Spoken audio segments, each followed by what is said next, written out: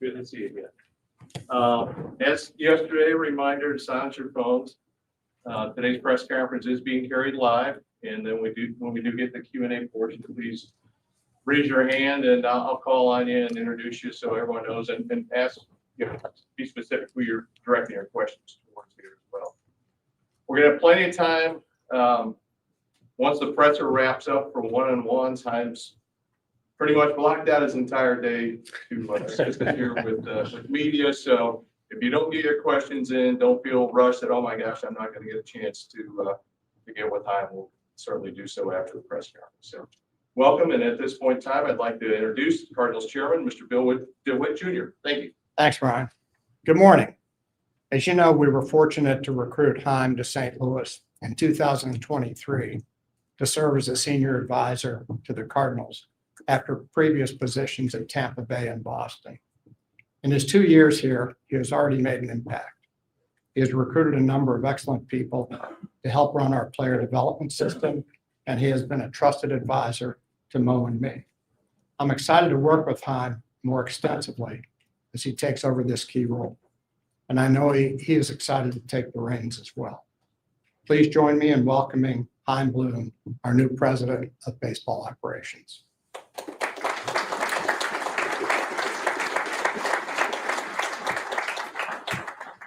Thank you and good morning. I want to start with a few thank yous. First, thank you to the DeWitt family for your trust, for your passion for this organization, and for your support of what we're building. Thank you to my teammates here at the Cardinals, many of whom are in the back of the room, our baseball operations staff in particular, who have welcomed me and trusted me and been honest with me. And to Mo, thank you for your insights, for your sense of humor, and for so generously sharing the perspective you gained during 30 years of dedication to the Cardinals. What a legacy you've left, an impact you've had on the people around you and on the organization.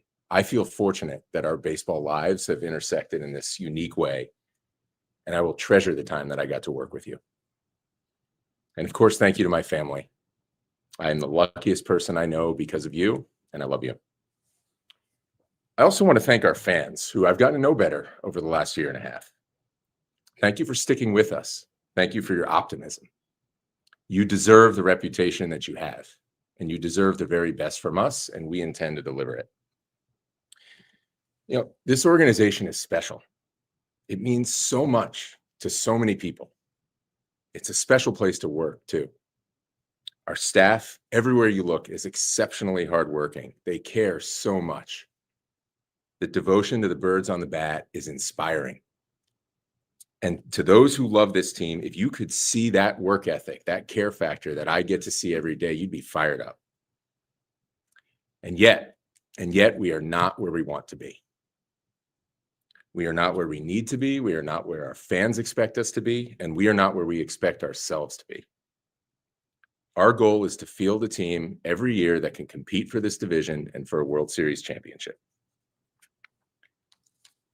I'll talk about how we intend to get there in the near term. But first, I want to address the bigger picture of our baseball operation and what we stand for, what this organization is about, at least in my view. This unique transition has allowed me to guide progress in player development and performance, progress I'm really encouraged by, though we have so much ground still to cover. It's also allowed me to get to know the organization better, past and present, and to reflect on a couple of questions.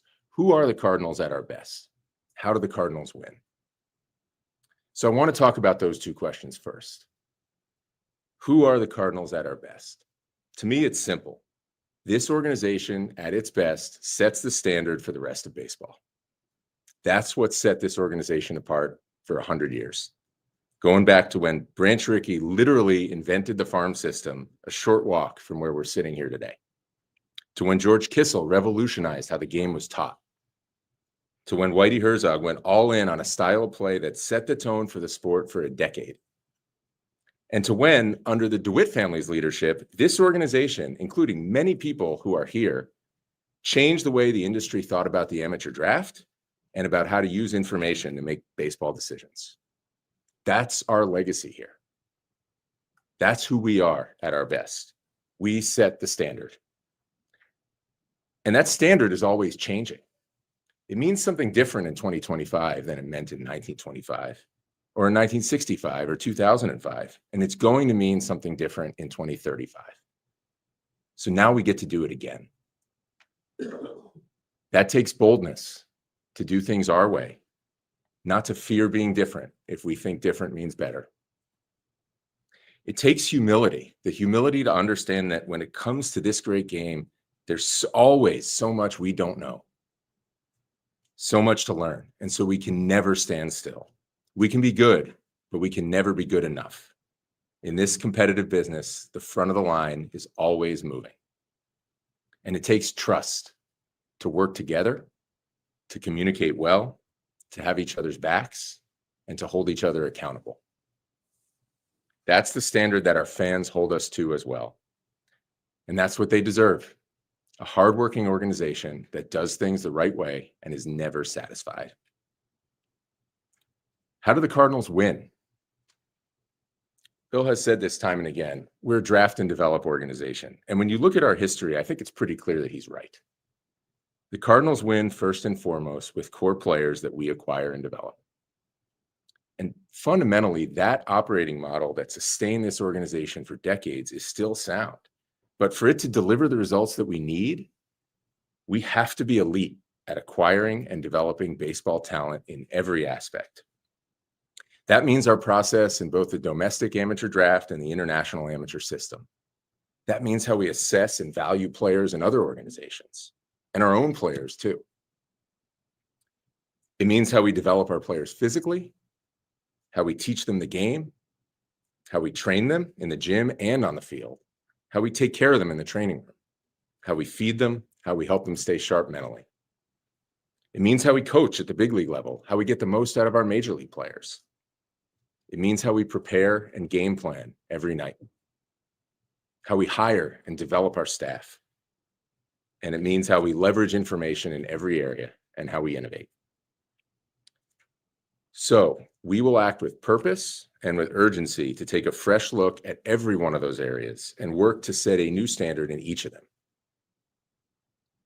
Much of that work won't be visible from the outside, but if we do it well, the results will be a steady flow of championship caliber players coming through our organization, dominating details and winning ball games. A core that comes together and sustains itself through the inevitable change that every roster goes through in this industry. That's how the Cardinals win. And that's how we'll work towards our goal every day. And what does that mean for our roster this offseason and into 2026? Well, you heard me say it. We aren't where we want to be, competing for the division and for the World Series. We have talent here. We have more talent coming. And we have some of the makings of that core, but we need more. And so our top priority will be to build our talent base for the long term. That may mean hard decisions and short-term sacrifices, but to get where we want to go, we can't take shortcuts and we won't. We will always want to win. And we will hunt moves and decisions that allow us to do that right now too, as long as they also serve our ultimate goal. But when we have to choose between short-term gratification and our bigger goal of contending consistently, we will choose the long term. We will make moves with that ultimate goal in mind because simply put, that's where this organization needs to be. And in fact, oftentimes when you're disciplined in following a longer-term strategy, you not only get there more quickly, but you reap short-term rewards along the way. I've experienced that everywhere I've been, and we saw flashes of it here in 2025 too. Now, our strategy is long-term, but we won't lower the standard that we hold here every day. We won't concede anything, and we will always compete. How we work, how we scout, how we train, how we develop, and how we play, those are things we control and that we get to decide every day, and we will get after them with intent. I'm energized and fired up to continue the work that we've begun with my teammates. I do know that first, my good friends in the press have about 2 years of questions saved up for me. So I will let them get to it. Thank you. Great, thank you, Chaim. Who has our first questions for Randy? Chaim, you mentioned the international pool of players. And when we look over the next couple of days, you've got Ramirez in Cleveland, you've got Rodriguez in Seattle, you've got Tatis, even though they didn't get him from that pool. How important will that be for you to get, because that seems like where people are getting stars, to get that impact player? Yeah, it's a critical aspect of what we do. It really has always been here. Obviously, you all who have been here can name a lot of the players that came out of the international talent system that have helped this organization. We have some really good talent in our system right now. We're going to continue to invest in that area, continue to look at it just to see how we can move things forward. I'm encouraged by a lot of what I've seen and heard on the progress made the last few years in that area. And we just want to continue it and look to see how we can keep moving it forward. But it's absolutely critical for us. Jeff Jones? And when you talk about the conflict between a short-term game and a long-term goal for you all, after a year that was so premised on assessment and looking where players were at the major league level, is there a short-term version of the 26 Cardinals that is competitive in the way that you all desire, or will it require a further step back to get to that area? Yeah, like I said, we're not going to concede anything. That's just not how we should operate. That's not the standard we should hold. We just need to be focused on our ultimate goal. And like I said, I think when you do that, you find that a lot of the time you end up reaping some short-term benefits. We have good talent here. And there's nothing we should concede heading into 2026. We just need to make sure that the things we actually do and the roadmap that we follow is geared towards that bigger goal. Katie? Lou? Before the season started, it was identified the purpose of this year was to find out what this current core of Cardinals players are so that you can build towards the future. Do you feel like over the last 162 games, you have a solid understanding of the players you would like to build around? Yeah, I do. I mean, this one of the nice things about this is having gotten the opportunity to see these guys, a lot of these guys up close. There's definitely more that you learn when you're in this seat and going through everything you go through in the seat, but definitely feel like I've been able to see a lot of these guys. I don't like to sort of draw a line of, hey, these guys are in and these guys are out. The game is too hard for that. There's always positive surprises that you can realize by sticking with players, not giving up on players. But it's nice to have a better understanding of what these guys, at least to this point, have shown that they can and can't do at the major league level. They're cool. You've been in a spot where you were tired and moved to a new team with Boston. Now you've been in a spot where you've had 2 years of kind of, I guess, runway is the phrase of the year, before you got to the spot. What are the tangible benefits of that? I know it's been awkward at times. You touched on it. We had 2 years of questions for you. What do you get from that experience that better positions you to either move fast or move with urgency or move directly in this role? Yeah, it's been really unique, and it's had so many positives. I think the biggest thing is really just understanding not just the organization, but the people in the organization. One of the things that my last role allowed me to do was, because my phone wasn't ringing with everything day to day, I had the opportunity to sit down and just get to know a lot of people, see the organization through their eyes. And those relationships are really important. There's always a learning curve. There will be a learning curve even now. But to be able to shorten that where, people can understand me a little bit, I can understand them. I think there's some things that I understand about some of the dynamics in the organization and some of the people that normally it's going to take you a year or two really to get to. And to be able to build those connections, have those conversations without all the noise of the day-to-day, I think certainly it's been enjoyable, but I think it's going to be really valuable. A lot of the players have mentioned that you've sat down with them, talked to them about the direction. How has that gone? How will that help you? And you've also had 2 years to evaluate the field staff. Will there be any changes there? Yeah, so as to your first question with the players, that's another thing I was able to do this year, was get to know some of our players. Obviously, some of the conversations about their status going forward, some of which I know y'all have covered, those are things that we got into later in the year. But really just to understand, again, you want to see the organization through people's eyes. You should see it through your players' eyes. They're the ones, obviously, that we're counting on. So that's been really helpful. I've enjoyed the ability to get to know these guys, let them get to know me a little bit, just see what they think. As far as our field staff, there's still some things that we need to sort out with every single person on the staff. But overall, I've enjoyed working with these guys. I expect a lot of continuity. It's a good group of people that really, really cares. You saw it this year. There's a lot of adversity this year. I was in Chicago the last weekend. Those games, standings wise, were not meaningful. You didn't see anything waver. You didn't see the work waver. You didn't see the standard lowered. That tells you a lot. And it's not a surprise based on getting to know this group over the past couple of years, but it's meaningful. Benjamin Hoffman? This might be for you and for both Bill DeWitts. Last year at this time at this press conference, a lot was talked about payroll. What can you share about the payroll heading into this coming season and the future? Obviously, draft and develop, of course, but are you going to rise the payroll? What can you share about that heading into this? Well, it's interesting. I don't think Chaim and I have even talked about payroll. He's here to do the job, and we don't know what our payroll is going to be. I can't tell you right now. But we're going to provide the resources for Chaim to build what he's talking about building. So, we can take it from there. Would it make sense to get a big free agent this particular offseason, or is this more of an offseason where you wait? Yeah, there's nothing I would ever take off the table on that front. But again, I think the big thing, the most important thing we need to do, in free agency or any arena, is just make sure that the things we're pursuing actually make sense for what we're trying to build and what we're trying to build towards. So, I never like to take ourselves out of any opportunities. I just think, you always want to be able to be opportunistic. But we want to make sure those things line up with what we're actually shooting for. Or, we talked about the infrastructure of the minor league system and giving players who are coming up that support as they need. How would you describe how that's gone so far, and how much more do you want to see there?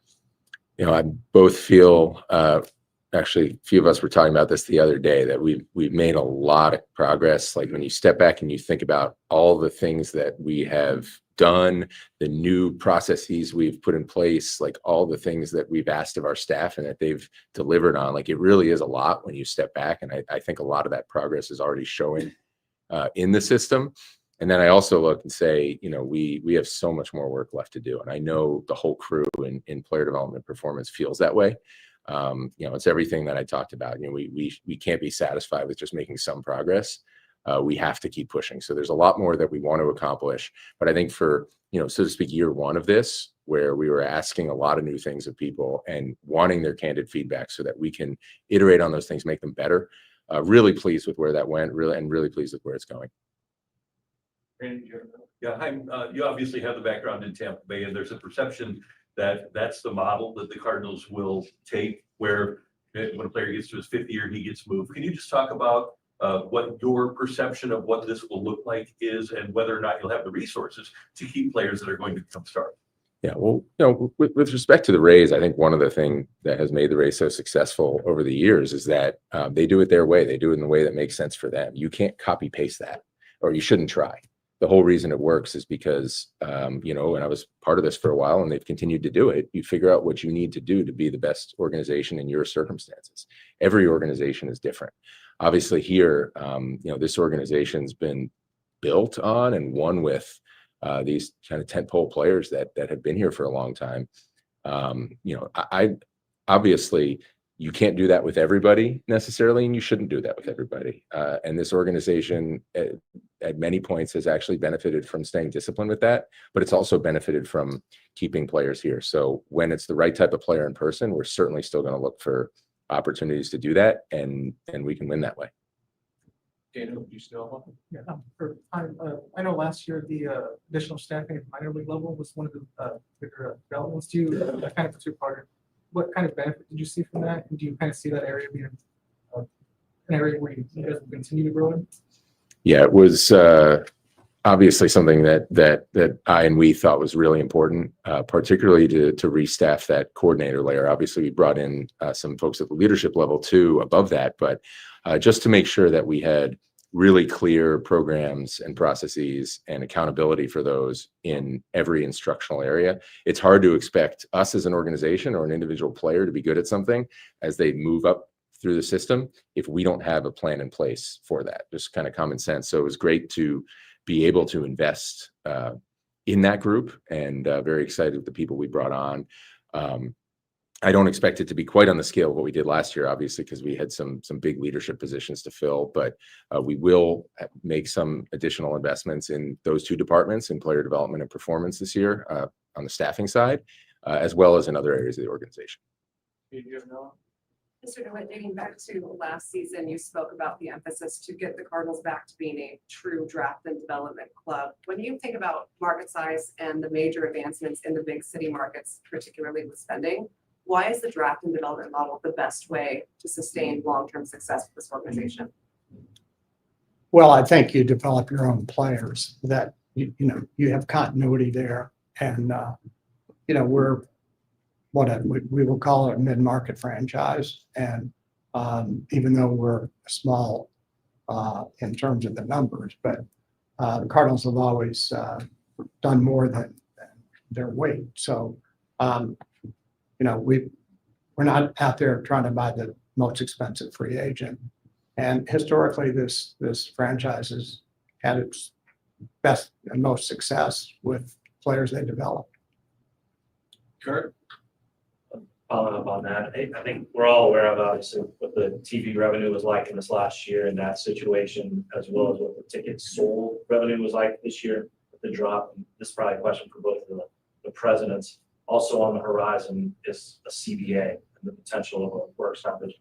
I wonder how those influence both the investment over the next 12 months, the commitment, and also the timeline of when you think the team might contend. All those factors. I'll start on the attendance piece. You know, obviously, we've all seen it. The numbers are down, and it's something that we're not happy about. If to the extent that that's a message, the message has been received. I don't really, you know, think that. Well, what we're all about is trying to think about ways to increase attendance beyond the biggest way, which is obviously what Chaim's talking about. We know that a winning team on the field is the most important thing relative to attendance, but then there's, you know, several factors that we can control on the business and operational side. The first thing I think would be around sort of the game day entertainment changes. We've talked about those, and I think it was a nice first step this year to create a little bit of a different feel on a Friday versus a Sunday, and there'll be more of that to come. The second thing would be our fans. We've listened to our fans, and they want value. You know, I mean, prices for tickets, concession, and parking is something that they've expressed, you know, issue with. And so, you know, we've dealt with pricing in a very creative way this year from a ticket standpoint, where we've raised a few sections, but lowered pricing or kept it flat in a third of the seats. So we hear you on that. We're working with Delaware North this year on some value concepts, concession-wise. You know, parking, we control one lot, it has about 1,300 spaces in it. We're considerably below the pricing of our, you know, surrounding lots that we don't control. We try to lead by example there, not always to success, but we're committed to that approach. And then the other big thing is safety. We hear a little bit a lot about that from our fans, maybe concerned about downtown issues or what have you. And we have an incredible game day staff that has worked really hard on safety in the ballpark. We're DHS certified, which is a huge thing. Not every team has that, which means that you're doing absolutely everything you can internally for safety, and you're recognized by that from the Department of Homeland Security. But externally is something I've worked a lot on. You know, we were able to get successful legislation done in the state this spring for an entertainment district, which will largely provide funding for additional layer of security downtown, a permanent layer, which is very important to us. I'm on a number of different committees and collaborative groups with our key business stakeholders downtown, the other sports teams, as well as the other stakeholders, entertainment stakeholders. And I'm working a lot on that. I work with the police chief on some things directly. So, you know, it's really addressing all of those things that we can control on the business side. And we're, as you know, new leadership on the business side too, with Anook and others who are taking that head on.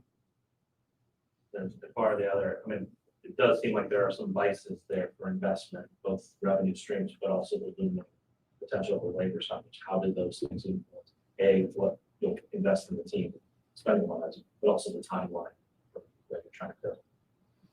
Yeah. I mean, from my perspective, in this game, you're always dealing with uncertainty. It's part of what makes it fun. Obviously, anytime you have a CBA that's getting to expiration, you always know there could be changes. I think it just speaks to, Mo touched on this yesterday, the importance in our situation, frankly, in most situations, of just being able to be nimble and flexible so you can take advantage of whatever opportunities exist. So that's a mindset we have to have. But I don't want to have us put the cart before the horse. We got to stay focused on our goals. Again, if we stay focused on what we need to do and just keep doing the right things toward that goal, that usually leads to the most success. I think we do need to go into this thinking that we need to be in this mode and think this way for multiple years. But again, if we just stack good decisions and smart moves one on top of the other, it usually makes it go quicker. Martin, we'll take one or two more, and then you're all going to have plenty of opportunity, as I mentioned before, to press over time. But Martin, go point. Apologies, I did not go to Yale, but this is for Bill. You've been here through all the good times. What was it like this year seeing it empty? And the fans kind of made a statement. What's your message to them? And how did you see it this year in terms of fan frustration or anger, whatever it was? Well, none of us were happy with the results we've had. Our goal is always to get into the playoffs. So, and we've done it for many, many years. So our goals have been reached a great majority of the time. We're not there now, and we haven't been for a couple of years. So, I understand their frustration. They love the Cardinals. They love the Cardinals winning, and as I said, we have a history of winning, and we're going to make every effort to get back to that. John Dent, did you ever know? The Cardinals have always prided themselves on not rebuilding, but having to go through that now, how painful a process can that be? It's not always linear. There's still forward, backwards. Do you guys, how worried are you that the pain of rebuilding will hurt your fan base even more?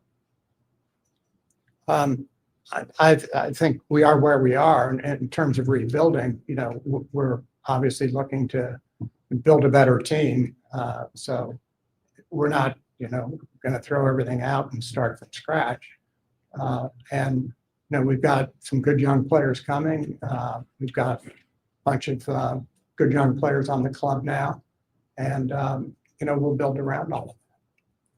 All right. Well, thank you, everyone. Bill, and Chaim, congratulations, welcome. And we'll have plenty of time with Chaim here.